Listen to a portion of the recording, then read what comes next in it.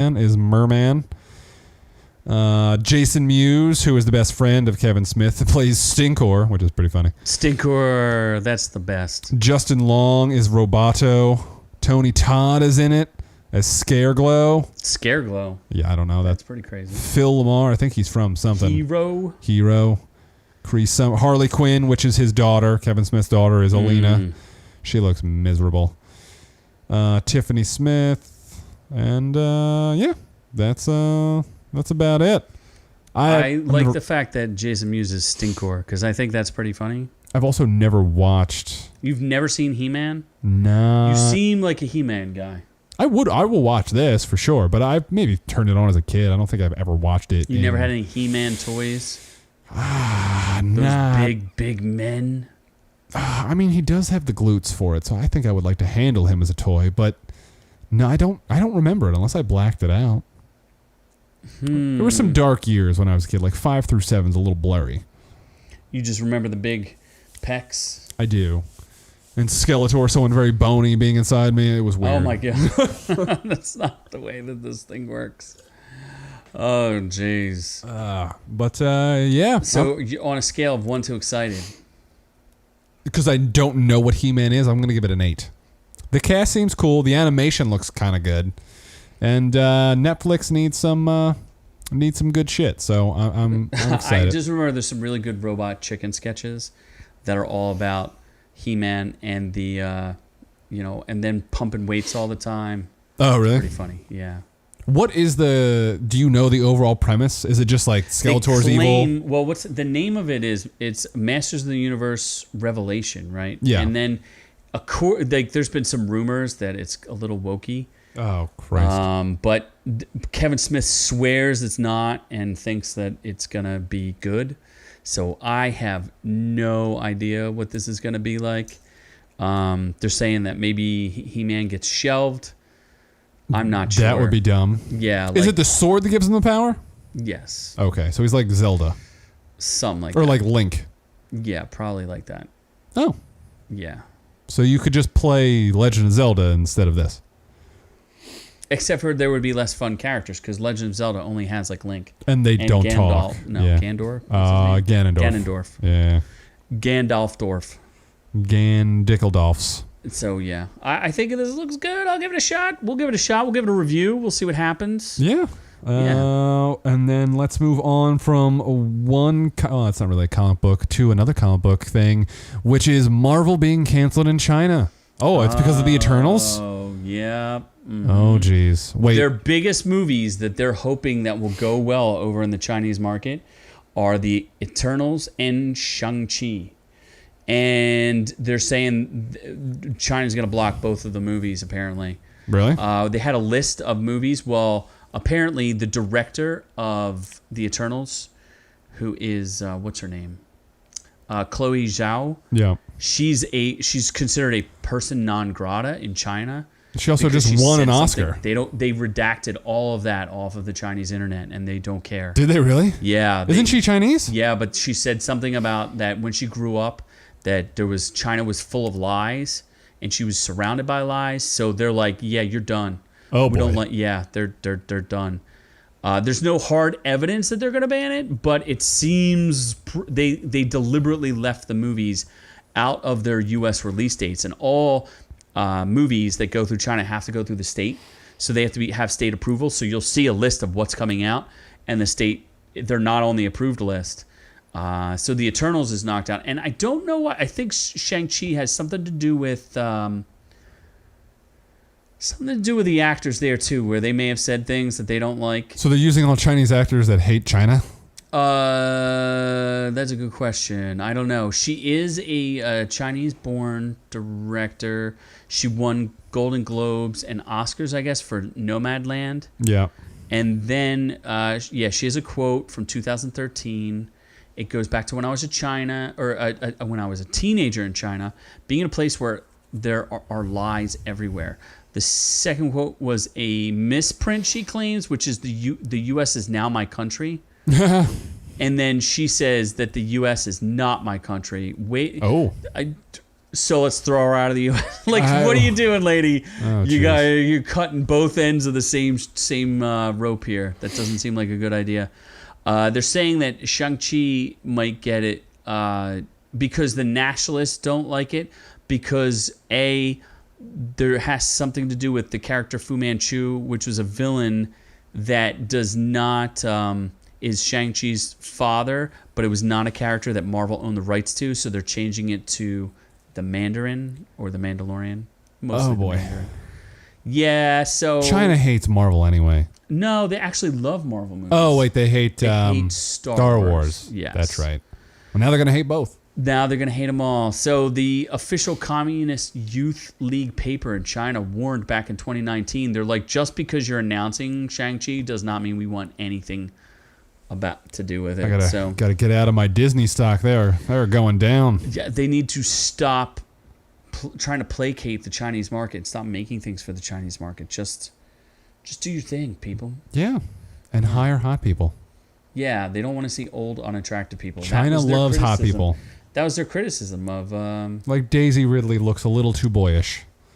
Yeah, they don't. John want to see Boyega, Harrison Ford. Little too flavorful for us.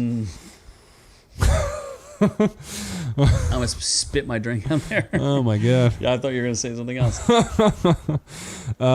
So yeah, let's move on to Target and their attempted stops at Pokemon sales. I don't know why, because Pokemon. Because it's safety concerns. What? They have concerns about the safety. The game, which I'm just reading an article from the New York Times at this point, but Target stopped sales selling Pokemon cards, citing safety concerns in stores. The game first released in 1996 has seen a resurgence. Obviously, you can actually see a video where Scott ponders the value of his Pokemon cards as he ships them perilously through the U.S. Postal Service and hopes they get to their actual destination. That was a couple months ago. I wonder if he ever got that back. I don't know. He never did a follow-up video. That's so true. Maybe one day he'll tell us what happened. And, if his, I guess they were going to his sister, and if she ended up having to sell her, like, did she go to a pawn shop? Like, what happened there? Did the pawn shop keep them and she had to provide services to get them back? God, I hope not. Jesus. Oh, yeah. Ruthless. She was going for it. No, I don't think so. I think they're just rude. So the intense demand for Pokemon cards seems to be causing, like, fights in stores.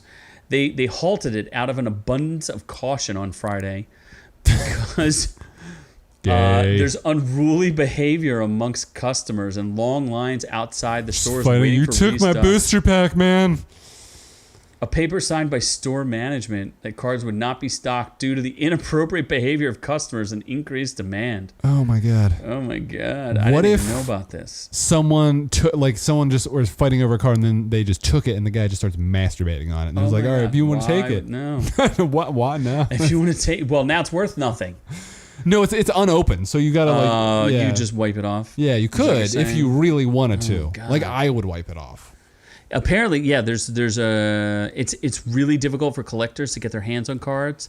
Agencies that confirm authenticity and condition have been overwhelmed. Oh boy, with the months-long backlog. Yeah, Scott's never getting his shit back. No. It looks like they're saying it's similar to Magic the Gathering. They never intended the cards to be an investment as they were roughly handled. I don't know, whatever.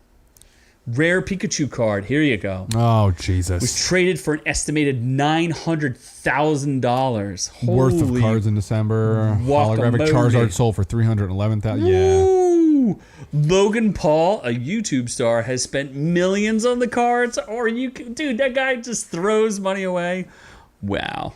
I wish I still had. I had my stuff stolen from me. I would have been a millionaire. If you only filmed a video about the accusations. Rob Schreiber stole my cards. Rob Schreiber? I think so. I think that was the culprit. Big Red Ginger. I feel like it was someone else, but I don't know. Or was it? Oh no. Is that where Scott got his cards? That piece of shit. So anyway, I don't know. It's crazy. I was hoping for a fist fight, but don't buy Pokemon cards unless you want to be sexually assaulted in line at a Target. Sounds like a good idea. Yeah. Don't do it. So Don't do it, folks. that's the rest of our regular news, and now we have two very intriguing orc we're just tales. gonna get totally outrageous here. So on to the outrageous news segment. Orc tales. Truly, truly, truly outrageous orc tales. My God, Truly, really hitting those octaves. dude. We need more. It was amazing. I felt like I was in concert. Yes. Oh my gosh. So Doc is saying that apparently some of them are worth $3 million. Show me the $3 million card. Doc, send me a Pokemon card worth $3 million. Just send it to us. And I will trade my PS5 for it. All right. So our first outrageous tale here is a Colorado man. Start with the first part. Let's digest it first. Yeah. First, a Colorado man legally changed his name to the Bond villain Le Chiffre. Yes. If you know the Bond movie Casino Royale, with Mads Mikkelsen. Mads Mikkelsen plays Le Chiffre. He has blood, like he cries blood tears or something. I don't know why, but that's That's the thing. He's a good villain. He's a great villain. He loves to attack the balls. He goes, Yeah, he does. There was actually a news story that said Daniel Craig and Mads Mikkelsen wanted the ball attacking scene to be more brutal. I'm like, how much more brutal could that get? It's one of the most brutal movies I've ever seen. I forgot about the ball scene. How do you forget about that? How did he have sex after that? Like that's. I don't think that's a whole thing. Remember, he meets Vesper and she's like, they're in a nice hotel and he's like, oh my balls. It's like, oh my balls. I forgot about that. He's got like a giant ice pack on his balls. How do you forget that? It's a great. It's like the only good Bond movie as far as I can. No, Skyfall was pretty good. Skyfall is all right. Yeah, it's all right. The new one looks good just because of Ana de Armas. It does. Well, she Ana de looks Armas. good. Yes. Well, I don't know about the rest of it. I will watch the movie just for Ana de Armas. It seems like it. So the second half of this headline is that he changed his name and then he kills his dad. Yeah, that's like it got real dark real quick. Real dark. Oh my gosh. It doesn't say. It says the Jean Joseph Danger, Le Chiffre, beating his 83-year-old father. What the fuck? in the balls or just beat him? With a baseball bat. Oh, he learned that he'd been cut out of the will. Oh. He What? beat him to death. Yeah, it says he after he learned that he'd been cut Oh, he was out of the born will, Patrick Joseph Sandoval. but instead his name Pleaded not guilty, his name huh? is Jean Joseph Danger Le Chiffre. Oh my god. He pleaded guilty. No, he pleaded not guilty. Oh wait, no, yeah, he pleaded not guilty. Why? Yeah, how did he plead not guilty? Who knows? The bat made me do it. He's a former lawyer. He conspired with his mom. Wow. This is getting more fucked up. Wow. Oh my god. Jesus, where the son ambushed him with a Louisville slugger that was found at the scene. Wow. Initially told the mother initially told police that she had killed She her killed him after he attacked her with a knife, so she beat him to death with a bat. Said she was so frail that officers had to escort her around. What oh the my fuck? god. She's recanted her self-defense claim. Oh, this is terrible. This is like, wow. Oh man. It's a 2006 film. Yeah. Yes. Oh my god. As well as That's pretty outrageous. That's pretty dark. That's dark. It's like really outrageous depressing. story. I am officially depressed. Le Chiffre, like he's not like that's an old movie. That's weird to like. What do you mean? He wants to be a cool guy. Sure, as beating your 83-year-old father with a base. Like you could probably try to beat him with a spoon and win. Like he's 83 years old. You gotta like really make it uneven, dick. I don't Absolutely. know. Yeah, I don't know. So the next one is a little more appetizing and doesn't involve murder. Well, Is it more appetizing though? It might involve murder. I don't know. Because I would murder this pussy. Oh my god. I'm a little confused that Cara Delevingne is auctioning her vagine off. Why is she? Oh, it's digital artwork celebrating her. I was hoping it was like a fleshlight or something. Off her vagine? No, she is auctioning off what do they call those non-fungible tokens? It's an NFT. Okay. You don't know what that is? Nope. Okay, so she's auctioning off some digital artwork in celebration of her vagine to raise money for her foundation that supports vulnerable women around the world. That supports vaginas. It supports the vajayjays. I don't know what the artwork is, but she's talking to a camera in front of the ocean as text appears across the screen. My first word was mine. To me, that means something that is most mine. My vagina. I own it. It's mine and no one else's. I choose what I do with it, and no one can take that away from. Well, technically they could, because they could rape you. Oh, they don't. It still belongs to her. Oh my God, that's her without makeup. That's now. I'm starting to rethink that. Oh, there you go. So it's a non-fungible token, is a digital asset which can be bought and sold. So she's buying and selling her vagine. Why is she allowing her vajayjay to be bought? Isn't that like slavery or sex slavery? Or that's weird, right? I think that unempowers women. I thought she was just like literally maybe auctioning herself off like a stripper or something. No. I was like, let's sign me up. Let's do, well, after this picture, maybe not. But I mean, we can throw some makeup on her. Shaved them eyebrows down. Yeah, well, the eyebrows are fine. You know she's like the hardest of hardcore. No, actually, she dated dudes, so. She just wants to fuck anything, I think. She's a predator. She is kind of a predator. She is. predatored underage Miley Cyrus, right? Yes, she's predatored every young, nubile. Demi Lovato? Probably. She'd take a run at her before the drugs and the obesity? I don't know. What, do you want to go back and talk about your girlfriend? Nope, again? I don't. Don't do it. Don't bring it up. God, I hope your computer crashes. Don't do it. I can't find it. Good. They're here somewhere. Leave it. Bury that shit. Oh, I think we have to go to reviews anyway. Oh, what a shame. What a shame. Where we go? I can't find it. Oh, this is... Oh, here we go. Terrible. Oh, fuck me. We win. God damn it. Every time. Why do we got to do this? Nobody needs this. Oh, yeah. Anyway, so let's move on to reviews. We have 3 though today. Okay, well, we're gonna try to get through this as best we can. So we're starting with Jupiter's Legacy, a brand new Netflix. Yeah, this is the Millerverse. We reviewed the trailer. Miller World, I think, because when you look at the when you look at the title screen, it says like in association with Miller World. So I'm assuming that's what it is. So they're trying to build out the Miller World. I guess so, and it's only 8 episodes, so it's honestly not overly long, which is good because it's not overly good. I am I'm not sure how I feel about it. I am overly not sure how I feel about it. Well, the first episode was garbage. Yeah, so let's get some things out of the way. The production values in this show are absolute trash. It got better. Like the first episode, you could kind of tell that was a pilot, I think, maybe. Yeah. Like they made that episode, and then after that they got more money. Because the first episode just looked shitty. Like they look like the cheesiest superheroes I've ever seen. And I've seen the comic book drawings, and they look accurate to that. On some level, but if you compare it to, like, they look like Silver Age characters, right? Yeah. But if you look at something like Shazam, somehow they made a Silver Age character look like kind of cool, and this just doesn't work. Yeah, this ups the cheesiness level of Shazam like times 10. Worse than a. First of all, it's directed super poorly too. I want to point that out. It looks like a graduate student from some art school. Like there's really bad slow motion and really bad shaky camera stuff. Think about towards the end when his like head starts to hurt and like they go in that super dumb slow motion. Yeah. And, like none of the shots look cool.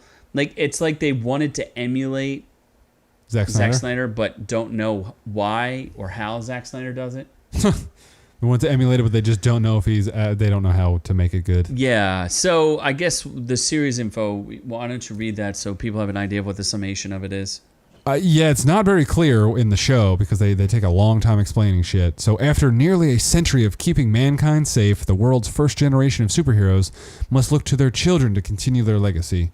But tensions rise as the young superheroes, hungry to prove their worth, struggle to live up to their parents' legendary reputations. But that's not really what it's about, though, and they never really explain that. I also don't understand because obviously there's the original batch of superheroes have been alive longer than normal human beings. Yes, this just to give people some context. The Great Depression. Yeah, is right around the Great Depression. In fact, that Great Depression has something to do with the show. and they don't have their powers till then. And seems to be modern times where they so 100 years later. Yeah, they're 100. Yeah, so they're 100 years old, and they've aged, but they don't age the same as normal human beings. And then their kids seem to age normally. It's not doesn't make a lot of sense, and it's just weird. I can see like the audience score is 74%. I would give it a C-, because there's something good about it, but there's also a lot of not good about it. I like the flashback story had some intrigue because you want to know why they got their powers, and they build through the entire 8 episodes, and then the revelation doesn't really explain much, and it's weird. So I'm hoping season 2 or volume 2 goes into a little more of it, because why is Jupiter involved at all? Because these are non-superpowered human beings, and then they randomly become Jesus-like. And they all have different powers. Their powers, they don't explain that at all either. There's like, you're supposed to make some assumptions, I guess. Also, like in the flashbacks, it looked like they were the original batch. Like they were the only superpowered people. In modern times, there's superpowered people all over the place. So but that doesn't make any sense either, because they're not just the offspring. There's super villains and things like that. So it doesn't make any. There's not a lot of coherence to the plot. The one thing that I really found irritating too is the storyline of the daughter. What's her name? Yeah. Elena Camporos. Yeah. She's super irritating. She's got a weird haircut. Yeah, I'm not a big fan of her haircut. Maybe it's loyal to the show, because, like I said, I saw drawings and it seemed like it was loyal to the show, or to the comic book. It's tricky because Josh Duhamel does the. What's his name? I like him. Or Duhamel? Yeah, I think it's Duhamel. Yeah. He does the best with what he can. I really do like some of the actors. Like Ben Daniels is pretty good. Matt Latner is Lanter. Yeah, he's the rich dude. Yeah, I like him. I like the actors. I don't like how they're filmed sometimes, and I don't necessarily understand where they're going with some of it. But there's a kernel of something good in here. But there's also like a lot to be critical of. I think it's been the #1 show on Netflix, but Netflix manipulates their own stuff, so it's hard to say if this is any good.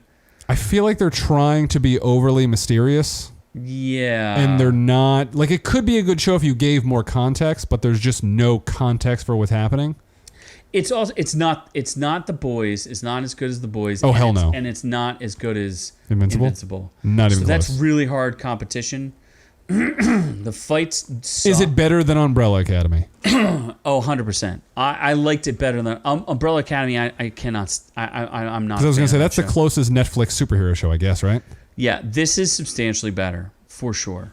Even though it's not rated that good. Tomato meter, 38%. Yeah, but think about it. Like, the next season of Umbrella Academy is going to have a 100% rating. Owned by the critics, right? Uh-huh. You know that. Yep. Okay. And the audience is going to be like 60%. Brand new cast member. Elliot Page. Yeah. Fight power. Yeah. I could see why the critics don't like it. It's tricky. It's tricky because I want to kind of like it, but I also don't. And the villains are strange. Like, it doesn't, like you were saying, there's all these superheroes, but where did the villains all come from? Where do they all have these powers? Like, I don't know. It's very confusing. Let's go to the next one. Yeah. Well, do we recommend watching it? Spoil it? Do I recommend it? That's tricky. I don't know. Do you recommend it? Yeah, I would say watch. It's only 8 episodes. I would watch it. Okay, I'll recommend it, but I'm not going to say you're going to enjoy it. You have to really push through it to get through it. This is a little shocking too. Do you have to push through this documentary of the sons of? I didn't know he had multiple sons. This is weird. Yeah, I know, right? I'm concerned too. I'm not sure because I'm debating doing the Z True Crime Minute, or like a spinoff of this show where I break down true crime, because I'm a bit of a fan of true crime, so I watch all of these documentaries. Noob did not watch this one. This is based on the Son of Sam murders from the 1970s. Sure. Yeah, I 1970s. forget exactly when he murdered people. But essentially, this is the story of journalist Maury Terry, or author, who wrote this book called The Ultimate Evil, which was pretty popular back in the day. But he kind of devolved into a tabloid show host where he would go on to like Geraldo Rivera's show and Morton Downey show. Not Morton Downey Jr., Morton Downey, the guy who used to smoke a lot. Sure. Yeah, you don't know any of these guys. Not any. This is way before my time, kiddo. Yeah, it was before my time too, but I'm just saying. But it was. I like this one. It was a doc is saying it's 77. I guess was when the murders were. He's probably one of the most famous serial killers. Where how many people did he kill? He killed. Well, he was I guess he was convicted for 6 murders because he confessed, and there were 13 attacks. So he would shoot people, but not always kill them. So he just shot people. Yeah, he would walk up to cars and shoot people. That's it. For no reason. Yeah, there was no real motivation. So it was hard to catch him because he had no connection to... Correct. There was no connection to any of the victims. Ah, They didn't know any of the victims. What about Ted Bundy? Did Ted Bundy get more? Oh, yeah. That's what I don't understand about Son of Sam. Like, the mystique around Son of Sam is he didn't kill that many people. So he's not like that... there's a new serial killer show going to show up on HBO where I'm pretty sure the guy killed about 94 people. Like a real life? Oh, yeah. It's a real, So the big thing that Maury Terry has been propositioning for the past 30 years, and Maury Terry's dead, so Paul Giamatti narrates as Maury Terry, is that Son of Sam, what's his name, David Berkowitz, is not the only killer. That was that's his proposition. Oh, that's why it's Sons of Sam? Yeah, so he goes in this whole thing that breaks it down, and it's only 4 episodes. I thought it was pretty good. I don't know the audience. Nobody seems to agree. Like it. Yeah, nobody seems to agree. The tomato meter is not good. I think what's interesting. I think what people get it. Why people don't like it is because there's no definitive conclusion. There's no wrap up of it. There's no proof one way or the other. David Berkowitz is still in jail for this, as far as I know, and still alive, and is never named any of his, except for people who are dead, any of the possible accomplices. There is one really awesome bombshell that happens at the end of this. Basically, Maury Terry is trying to tie the Son of Sam murders to a bunch of satanic cult murders that happen around the country. And there's very loose evidence for it, but there seems to be some kind of connection. And by the end, there is kind of a definitive proof that there is some sort of connection, that a crime they recently solved in the past couple of years. A 40-year-old cold case. So it's fascinating. I found it actually to be good. It was a little repetitive because you kind of see where it's going, where Maury Terry he was just trying so hard to prove that his story was right, that he was willing to steamroll the facts in order to get through it. And it's interesting because it seems pretty conclusive that, in my opinion, that the Son of Sam was not alone in this, and then he actually did have accomplices. And when the crimes were happening, there were many police sketches of who were shooting people, but they were all using the same gauge gun. It was a .44. And those people all said, there's like a handful of them, and they're like, that guy definitely did not, that guy right there did not shoot me. That's not the guy. They had different descriptions of the people who perpetrated this against them, and they were convinced that Dergowitz didn't do it. So, it's interesting. You know, David Berkowitz, they're saying he didn't match the description, he didn't do it. And then he comes out and admits publicly, he says in an interview back in the 80s or the 90s that he was not the only person committing these crimes. So, interesting.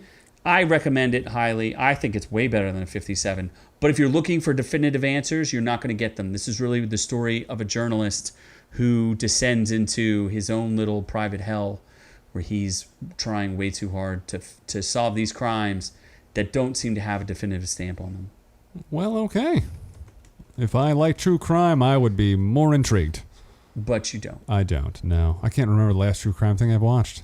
You have mother, when was the last time you ever watched a documentary? Mother Noob would be super thrilled with these. Mama Noob? She loves watching true crime stuff. Why don't you recommend anything about murder? She's like, I'm for it. Love watching murder. I'm like, that's a little concerning, Mother. She's just getting ready to murder you. Oh, yes. She wants to have The Wrath of Man. She wishes. Starring Jason Statham, which I took Mother Noob to for Mother's Day. Wow. Yeah. Wow. A 91% score for the audience score. Yeah. It was the #1 movie. The critics at least said it was fresh. Or no, what's the red tomato mean? Fresh? That's critic consensus. But is that rotten or fresh? It's fresh. If it's over 50%, it's fresh. Oh no, it's over. It's just tomato meter. Oh, tomatoes. Okay. The critics. Yeah, but don't they have like a fresh or a yeah, 75% or above is fresh. Okay, so it's not fresh. It's not certified fresh. Yeah.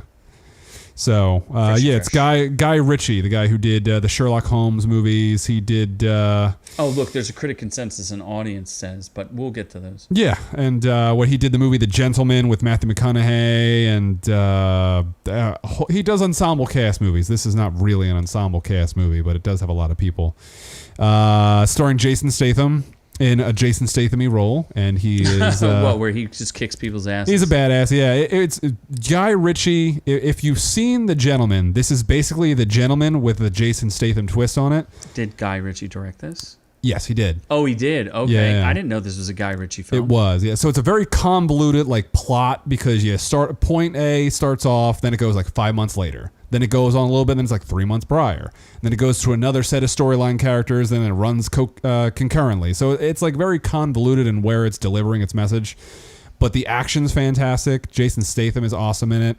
I would say it's definitely, if you're a fan of Jason Statham, you're not going to be disappointed. If you're a fan of action movies, you're not going to be disappointed. The only thing you need to accept is that you're not going to understand everything the way the stories present it. Mm-hmm. It's not going to make any sense until everything comes together at the end, much like The Gentleman, if you saw that. That's why it's a perfect example.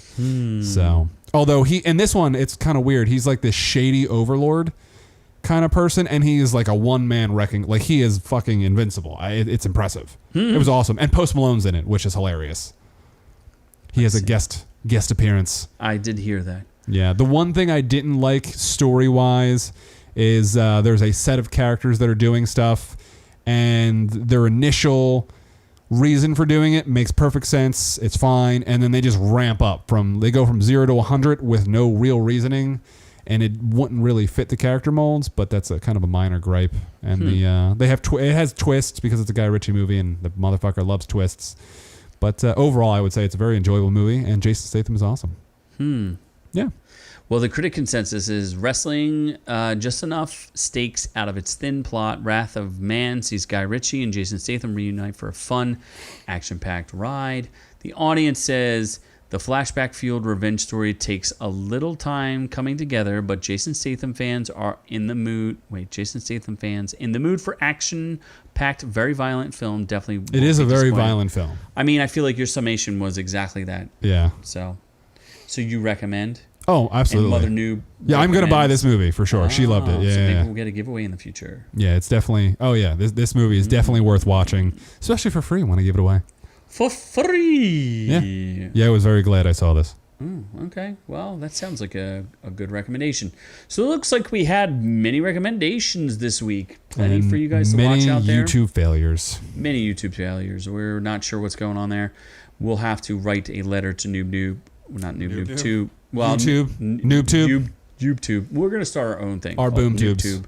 We're going to boom tube to YouTube with Noob in the doob. Sure. And get it all done. So, snoo. I guess we'll have some more upcoming videos, hopefully, in the near future. What are we going to watch? We're going to watch Robots, Death, and Sex. Love, Death, and Robots. Love, Death, and Robots. We're going to watch... what else? Castlevania. I'm not going to watch it, but why would you not watch I've never watched any Castlevania. You should watch it. There's actually some sex I'm and rewatching iZombie on Netflix. You would like it. I probably would. You don't like sex and violence? What depends? Are they hot? Yes. Oh. You should watch it. Okay. I recommend Castlevania. Catch up on it. It's the finale of the 4-season arc, and they're very short. There's 3 episodes for the first arc, 6 episodes for the second arc. You'll like it. Watch it. So this will finish that up. So we'll be reviewing those. There's also the Army of the Dead coming up, which we'll be reviewing. And just remember, YouTube obviously is ruining us and destroying our hopes and dreams. And if it gets you unsubscribed, please subscribe again. We would greatly appreciate that. Make sure you put lots of comments talking about canceling Noob and canceling Z, because we should be canceled. Check out our Instagram at OrkU for all our quick reviews and little posts and IGN or IGTV things. Yes, we'll absolutely be checking that out. And the best thing you can do is like and share these videos so that we can grow the channel. And be sure to sign up for our full-length audio podcast, which will sound much better than what you saw on YouTube tonight because it's produced and manufactured by me. And we'll have that released on all podcast formats, including Stitcher, Spotify, all those things. Pigglyfy. Whatever it is. Yeah. Apple. All those things. Pornhub. We should start a Pornhub channel. All those things. So check it out there. And from all of us here at Our Reviews Will Kill You, to all of y'all at home, wherever the camera is now, because I don't know where it is anymore.